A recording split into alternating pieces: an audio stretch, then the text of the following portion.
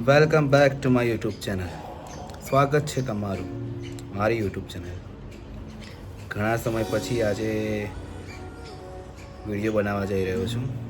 એનું કારણ છે કે મારી દીકરી થોડા સમયથી બીમાર હતી અને ઘણા સ્ટ્રેસમાંથી ગુજર્યો છું. થોડા ગુજરાતી ગીતો સાંભળતો હતો, કથા સાંભળતો હતો. એમાં એક વાર્તા, એક સ્ટોરી, ગુજરાતી સોંગ સાંભળતો હતો. પછી ગુજરાતી સ્ટોરી પણ સાંભળી.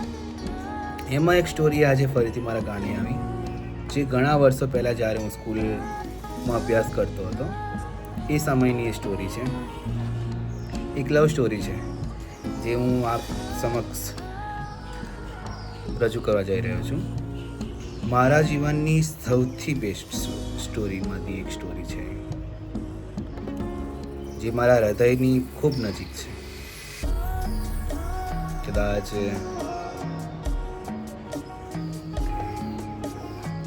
જ્યાં સુધી હું છું, કદાચ એ સ્ટોરી હું ક્યારે નહીં ભૂલી શકું. એ મારા જહેનમાં આજીવન રહેશે. તો એ સ્ટોરી એવી છે, કદાચ મારા મિત્રો આ સ્ટોરી સાંભળી હશે, કદાચ કંઈક ભૂલચૂક થાય તો માફ કરજો. જેટલી હું જાણું છું ત્યાં સુધી એ સ્ટોરી હું કહેવા જઈ રહ્યો છું કે એક શહેરનો છોકરો ગામડામાં જાય છે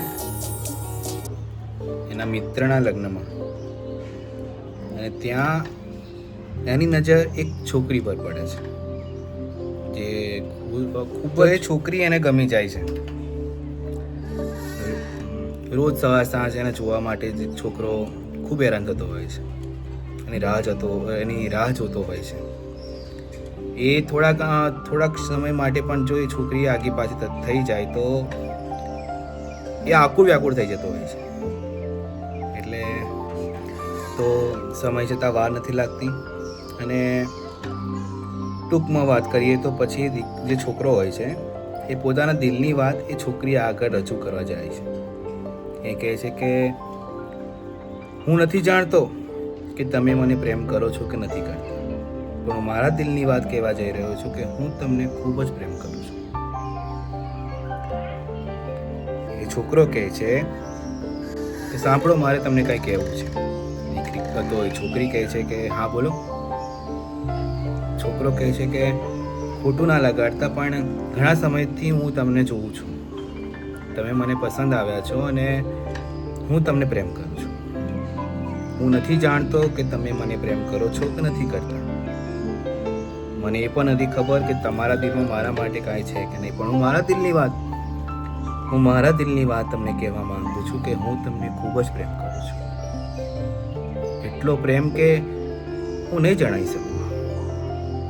પણ હા, તમને જોઈ અને આ હૃદયથી ધબકા ચૂકે છે.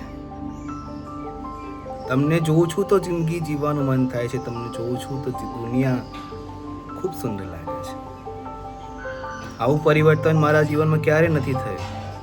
જ્યારથી મેં તમને જોયા છે આ પરિવર્તન ત્યારથી આવ્યું છે.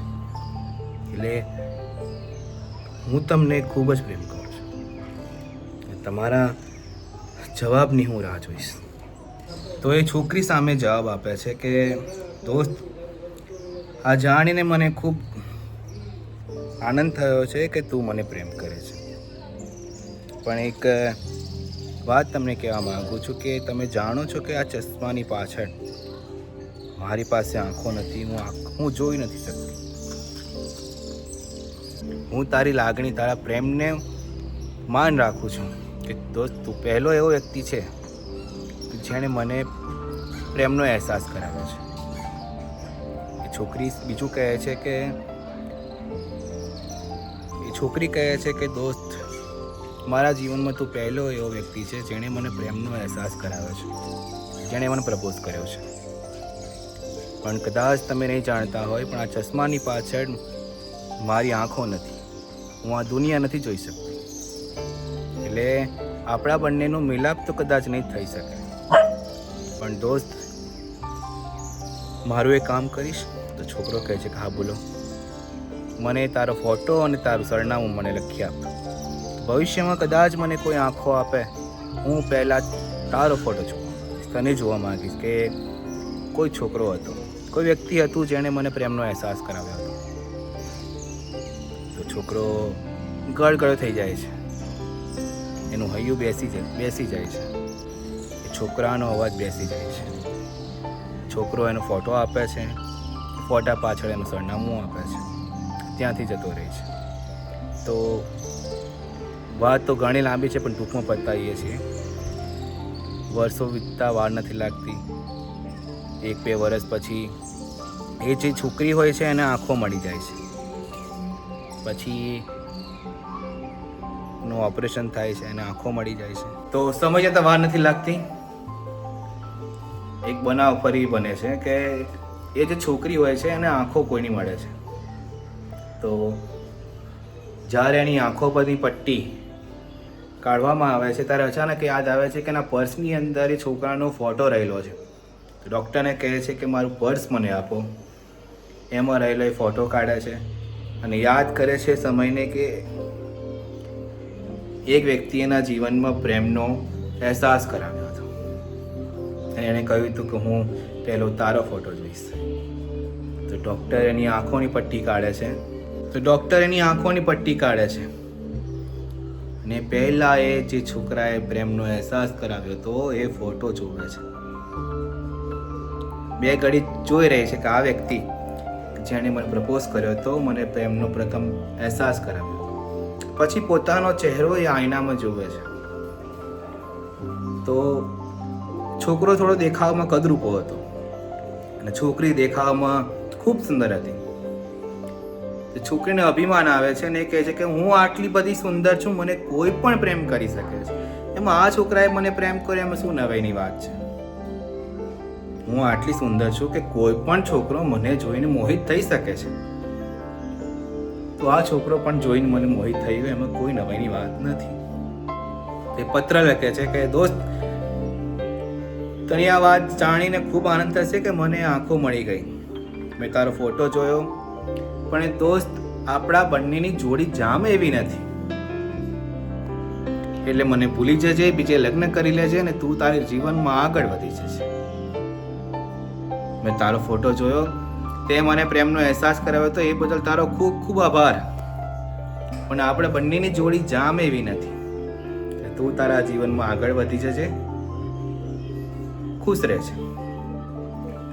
તો એ જે પત્ર એણે લખ્યો હતો, જે છોકરીએ પત્ર લખ્યો હતો, એ છોકરાએ એનો જવાબ આપે છે કે હું ખૂબ ખુશ છું વાત જાણીને કે તને આંખો મળી ગઈ.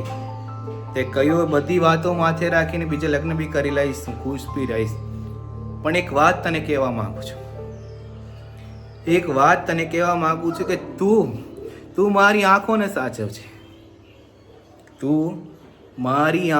સાચવજે. એ છોકરીના જીવનમાં અંધકાર દૂર કરવા માટે એ છોકરાએ પોતાની આંખો આપી દીધી કે એ દુનિયા જોઈ શકે, એના દુનિયાના તમામ રંગો જોઈ શકે. એના માટે પોતાના જીવનમાં એને અંધકાર ભરી દીધું.